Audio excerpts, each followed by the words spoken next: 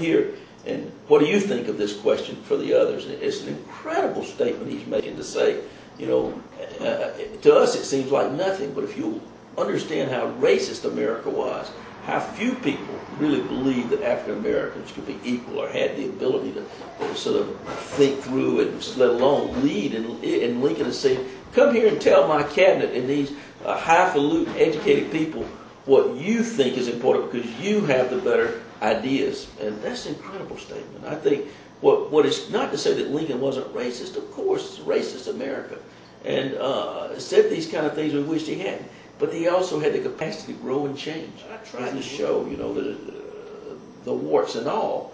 That's what makes him so human. If Lincoln can change, why can't the rest of it? A man who struggles all the time. I don't want slavery, but the Constitution said I can't end it, even though I would if I could, but I believe in it, so I've got to hold to it. How can I get rid of slavery? And Abraham Lincoln himself said that the greatest legacy, the greatest thing he ever did was emancipation.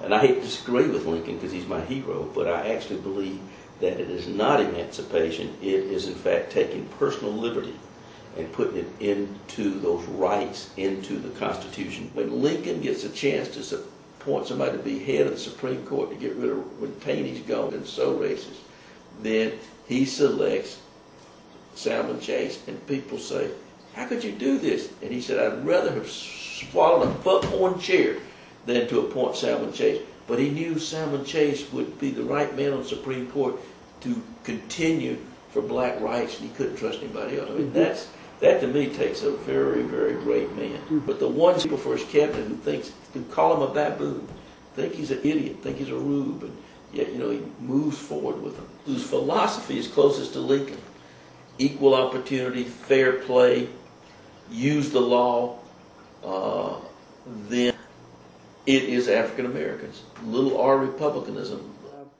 Reparation at the time, the 40 acres and a mule, would that have put African Americans in a better position today? Oh, yes, of course it would have.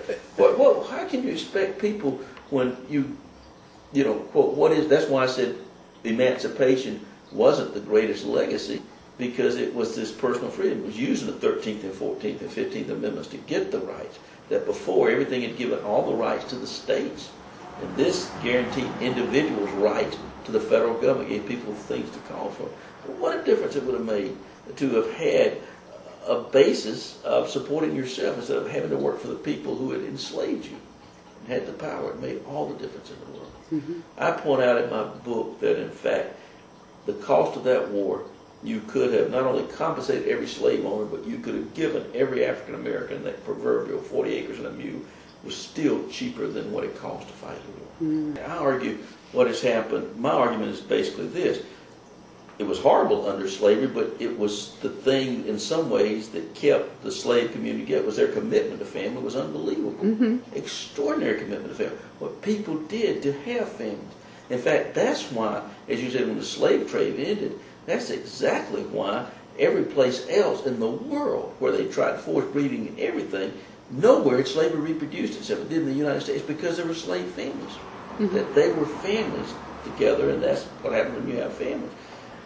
After the Civil War, what I discovered is in the rural areas, tenantry, sharecropping, black families, generally male-headed, more so than among whites. But you should look in the cities, and you find, in fact, more female, both white and black. And what I think is that in a racist society, we let African American men work in stereotypical foreign occupations, but we excluded them from other things in the urban environment, mm-hmm. from jobs. Mm-hmm. Now, black women could get jobs in the city, they could be domestics, and safety was important there. Mm-hmm. And so women would naturally come to a city because they could get jobs as laundresses, domestically, but black men were systematically excluded. And our sons stand on the corner wearing dresses and holding themselves because they don't understand that they are the descendants of craftsmen and have the responsibility to get up in the morning and go to work. If we don't understand that, no wonder they're lost. So the only connection I can have with this is that, and so it's like the Bill Clinton thing. It was like he took away so much from black people. I was okay, like I was saying, like just how black people love the hell out of Bill Clinton just because he played the saxophone and liked some fried chicken. And he was like, yeah, it's charming. It's charming and shit, right? Okay, but he took away more programs than Bush did. I mean, I'm not saying I'm not mad at Republicans for voting for Bush because he, like, of course they're lying, they're politicians, but Bush, he was like, he actually had more better policies than this Bill Clinton did, but black people love him.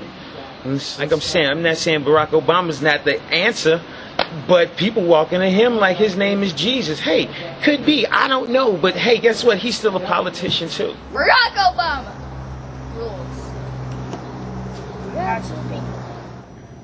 We want our freedom, we want jobs, we want to go to school, and we want land.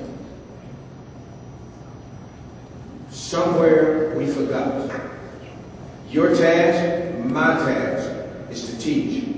Your task, my task, is to make our young people, our country, uncomfortable with the public memory that is wrapped in truth, and truth has power if we know it as a community. Your task, my task, is to grow tomorrow's leadership. Your task, my task, is to never, if we let up, may our tongues cleave to the roofs of our mouths. Here again, we refer to history because people who don't know when they were emancipated and if they were emancipated are never going to be emancipated.